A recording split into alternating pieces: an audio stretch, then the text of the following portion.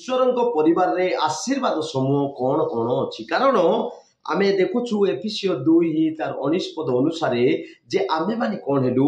ଈଶ୍ୱରଙ୍କ ପରିବାର ଭୁକ୍ତ ହେଲୁ। ଟିକେ ପଢିବା। ଅତଏବ ତୁମ୍ଭେମାନେ ଆଉ ବିଦେଶୀ ବା ପ୍ରବାସୀ ନୁହଁ, ବିଦେଶୀ କି ପ୍ରବାସୀ ନହୁଁ, କିନ୍ତୁ ସାଧୁମାନଙ୍କ ସହିତ ସହନାଗରିକ ସାଧୁମାନଙ୍କ ସହିତ ସହନାଗରିକ ଅଟୁ ଓ ଈଶ୍ୱରଙ୍କ ପରିବାର ଭୁକ୍ତ ଅଟ। ଓ ଈଶ୍ୱରଙ୍କର ପରିବାର ଭୁକ୍ତ ଅଟୁ। ତେବେ ଏହି ଈଶ୍ୱରଙ୍କ ପରିବାର ଭୁକ୍ତ ଯେତେବେଳେ ଆମେ ହେଇଗଲୁ, ତାହେଲେ ଏହି ପରିବାରରେ ଆଶୀର୍ବାଦ ସବୁ କଣ କଣ ଅଛି ଆଜି ଆମେ ଦେଖିବା।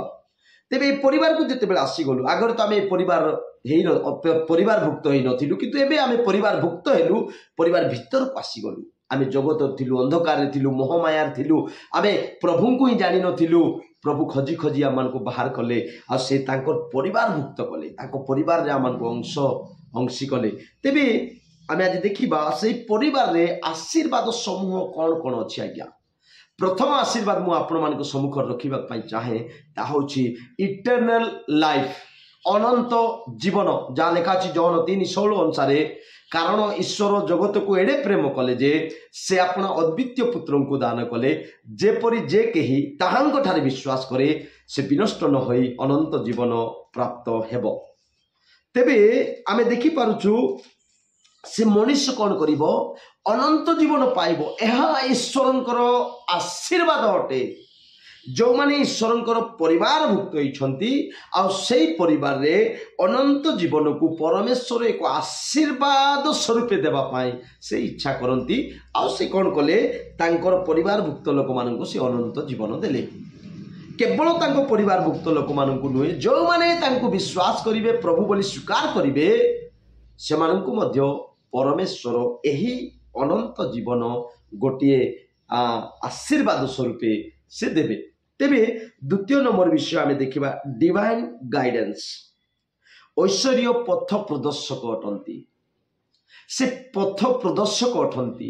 ସେ କେମିତି ଭାବରେ ଆମମାନଙ୍କର ପଥ ପ୍ରଦର୍ଶକ ହେବେ? ଟିକେ ଦେଖିବା ଗୀତ ସଂହିତା 32 ତାର 8 ପଦ। ମୁଁ ତୁମକୁ ଉପଦେଶ ଦେବି। ପରମେଶ୍ୱର ତାଙ୍କ ଲୋକମାନଙ୍କୁ ସେ ଉପଦେଶ ଦେବେ ଓ ତୁମ୍ଭର ଗନ୍ତବ୍ୟ ମାର୍ଗ ଶିଖାଇବି। ଆଉ ଗନ୍ତବ୍ୟ ମାର୍ଗ ଶିଖାଇବି ବୋଲି କହୁଛନ୍ତି ଯେ ଦିନ ପ୍ରତିଦିନ ଆମେ କେମିତି ଚାଲିବା, ଆମମାନଙ୍କର ଗନ୍ତବ୍ୟ ପଥରେ ଆମେ ଦିନ ପ୍ରତିଦିନ କେମିତି ଚାଲିବାକୁ ହେବ, ତାହା ମଧ୍ୟ ପରମେଶ୍ୱର ଆମମାନଙ୍କୁ ଶିଖାଇବେ। ମୁଁ ତୁମ୍ଭ ଉପରେ ଆପଣା ଦୃଷ୍ଟି ରଖି ତୁମ୍ଭକୁ ମନ୍ତ୍ରଣା ଦେବି। ପରମେଶ୍ୱର ଆମମାନଙ୍କ ଉପରେ ଦୃଷ୍ଟି ରଖିବେ ଆଉ ଆମମାନଙ୍କୁ ମନ୍ତ୍ରଣା ଦେବେ। ଏହା ମଧ୍ୟ ଏକ ଆଶୀର୍ବାଦ ସ୍ୱରୂପେ ପରମେଶ୍ୱର ତାଙ୍କ ପରିବାରରେ ଯେଉଁମାନେ ଅନ୍ତର୍ଭୁକ୍ତ ଅଛନ୍ତି ସେମାନଙ୍କୁ ଦେଇଛନ୍ତି। ତେବେ ଆମେ ସୌଭାଗ୍ୟବାନ। we are the luckiest people in the world। ଆମେ ସମସ୍ତେ ଏତେ ଭାଗ୍ୟବାନ ଯେ ପରମେଶ୍ୱର ଆମମାନଙ୍କର ପଥ ପ୍ରଦର୍ଶକ ହୋଇକରି ସେ ଆମମାନଙ୍କୁ ଆଶୀର୍ବାଦ ସ୍ୱରୂପେ ମନ୍ତ୍ରଣା ଦେଉଛନ୍ତି। ଆମମାନଙ୍କର ଗନ୍ତବ୍ୟ ପଥରେ ଆମେ କେମିତି ଚାଲିବାକୁ ହେବ ତାହା ମଧ୍ୟ ସେ ଆମମାନଙ୍କୁ ଶିଖେଇକି କଢ଼େଇକିରି ଆମମାନଙ୍କୁ ସେ ନେଉଛନ୍ତି। ହି ଇଜ୍ ଆୱାର ଗାଇଡର, ପଥ ପ୍ରଦର୍ଶକ ଅଟନ୍ତି। ତେବେ ତୃତୀୟ ଗିଫ୍ଟ ଆଶୀର୍ବାଦ, ତୃତୀୟ ଆଶୀର୍ବାଦ କଣ? ମାନେ ସ୍ପିରିଚୁଆଲ ଗିଫ୍ଟସ୍, ଆତ୍ମିକ ଦାନ ଗୁଡ଼ିକ। କଣ ସେଟା? ପ୍ରଥମ କରିନ୍ଥୀୟ 12:4-5-6 ପଦ ଟିକେ ପଢିବା। ଅନୁଗ୍ରହ ଦାନ ବିଭିନ୍ନ ପ୍ରକାର। ଦେଖନ୍ତୁ, ତାଙ୍କ ପରିବାରର ଅନ୍ତର୍ଭୁକ୍ତ ଲୋକମାନଙ୍କୁ ସେ ଅନୁଗ୍ରହର ଦାନ ମଧ୍ୟ ଦେବା ପାଇଁ ସେ ଇଚ୍ଛା କରୁଛନ୍ତି, ଗିଫ୍ଟ ଦେବା ପାଇଁ ଇଚ୍ଛା କରନ୍ତି ଆଶୀର୍ବାଦ ସ୍ୱରୂପେ। ତାହା କଣ? ମାନେ ଅନୁଗ୍ରହ ଦାନ ଅନେକ ପ୍ରକାର, କିନ୍ତୁ ଆତ୍ମା ଏକ। ଗୋଟେ ଆତ୍ମା, ସେବା ବିଭିନ୍ନ ପ୍ରକାର, ସେବା ବିଭିନ୍ନ ପ୍ରକାର, ଆଉ ପ୍ରଭୁ ଏକ। ପ୍ରଭୁ ଏକ ଅଟନ୍ତି। କାର୍ଯ୍ୟ ବିଭିନ୍ନ ପ୍ରକାର, କାର୍ଯ୍ୟ ବିଭିନ୍ନ ପ୍ରକାର, କିନ୍ତୁ ଈଶ୍ୱର ଏକ। କିନ୍ତୁ ଈଶ୍ୱର ଏକ। ସେ ସମସ୍ତଙ୍କ ଠାରେ ସମସ୍ତ ସାଧନ କରନ୍ତି। ସେ ସମସ୍ତଙ୍କ ଠାରେ ସମସ୍ତ ବିଷୟ ସାଧନ କରନ୍ତି। ଏହା ମଧ୍ୟ ଏକ ଆତ୍ମିକ ଗିଫ୍ଟକୁ ସେ ଆଶୀର୍ବାଦ ସ୍ୱରୂପେ ଆପଣମାନଙ୍କୁ ଆଉ ମତେ ଦେବା ପାଇଁ ଚାହୁଁଛନ୍ତି, ଯେଉଁମାନେ କି ଈଶ୍ୱରଙ୍କ ପରିବାରର ଅନ୍ତର୍ଭୁକ୍ତ ହେଇଛନ୍ତି। ତେବେ ଈଶ୍ୱରଙ୍କର ପରିବାରର ଅନ୍ତର୍ଭୁକ୍ତ ହେଲେ ଅନନ୍ତ ଜୀବନ ପାଇବେ। ଆଉ ଆମମାନଙ୍କର ଗନ୍ତବ୍ୟ ପଥରେ କେମିତି ଚାଲିବାକୁ ହେବ, ସେ ଐଶ୍ୱରୀୟ ପଥ ପ୍ରଦର୍ଶକ ହେବେ। ତୃତୀୟ ନମ୍ବର ଆଶୀର୍ବାଦ, ଆତ୍ମିକ ବରଦାନ ସବୁ, ଆତ୍ମିକ ଦାନ ସବୁ ସେ ଆମମାନଙ୍କୁ ଦେବେ।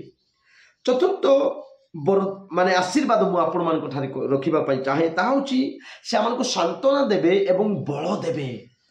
ଷ୍ଟ୍ରେଂଥେନ୍ करिवे आमको बल देवे सांत्वना देवे कारण से ताहा मध्य आशीर्वाद अटे ईश्वर सांत्वना जदि दौरान बल दौरान ताहा आशीर्वाद अटे आज्ञा तेबे आमे पढ़िबा 2 कोरिन्थियो 1 अध्याय 3-4 पद आम्भमानंक प्रभु जीशु ख्रीष्टंक ईश्वर आममानंक प्रभु जीशु ख्रीष्टंक ईश्वर वो पिता धन्य से दयामय पिता अटंती वो समस्त सांत्वना दाता ईश्वर से सब विषय आम को कौन करेंगे दुख निंदा कष्ट ताड़ना आम से सांत्वना देवे ईश्वरଙ୍କ द्वारा जो सांत्वना रे आमे माने सांत्वना प्राप्त होई अछि ईश्वरଙ୍କ द्वारा जो सांत्वना रे आमे माने सांत्वना प्राप्त होई अछु सेही सांत्वना द्वारा जेपरि समस्त प्रकार क्लेश भोगुतिबा लोकमानंकु सेही सांत्वना द्वारा जेपरि समस्त प्रकार क्लेश भोगुतिबा लोकमानंकु सांत्वना देई पारु एथि पय से आम्भ मानक समस्त क्लेश रे आम्भ मानक सांत्वना प्रदान करंती समस्त क्लेश रे आमनको सांत्वना प्रदान करंती परमेश्वर सांत्वना बल दे आशीर्वाद करती आज्ञा जे सांत्वना पाई से ही अन्य लोक सांत्वना दे पार तेज आम प्रतिदिन ईश्वर आम कौन ना कौन दुख क्लेश ठारू आम सांत्वना पाऊँ आम सांत्वना पाई व्यक्ति अटू से आम मैंने बलवान अटू यह ईश्वर पैकेज रे अच्छी से आशीर्वाद स्वरूप आम को सांत्वना एवं बल दौरान तृतीय नंबर विषय हूँ द सेंस ऑफ बिलोंगिंग्स आम माने जे तांकर परिवार अंतर्भुक्त यह जेपरि आमे बुझी पारिबु यही आशीर्वाद मध्य प्रभु आमको करिसंती जहाँ आमे पढुछु एपिसोड 2 तार 19 पद रे पढिबा टिके अतएव तुम्हे माने विदेशी बा प्रवासी नुहो एटा टिके मन रख एटा सेल्स को आनंतु मन को आनंतु चिंता को आनंतु जे आमे विदेशी नहु कि प्रवासी नहु तापरे किंतु साधु मानक सहित सहनागरिक अटू वो ईश्वरଙ୍କ परिवार भुक्त अट आउ ईश्वरଙ୍କର परिवार भुक्त अटू ए कथा आपनको सेंस रे रखि थांतु आपनको मन रे रखि थांतु आपनको हृदय रे रखि थांतु आमे जे ताहांकर परिवार भुक्त अटू एहा जे प्रिया माने बुझी परिबा ए प्रकार आशीर्वाद मते प्रभु आमनको से देबे आ देई छंती मध्य तेज आम देखिपुँ the blessing of gods family आम जिते भी ईश्वर परिवार अंतर्भुक्त हो गलु आईबार आशीर्वाद समूह कौन कौन आम ताहा चिंता करूँ मु आशा करे समस्त यही वाक्य आशीर्वाद युक्त हो तेज वाक्य द्वारा प्रत्येक को आशीर्वाद करंतु।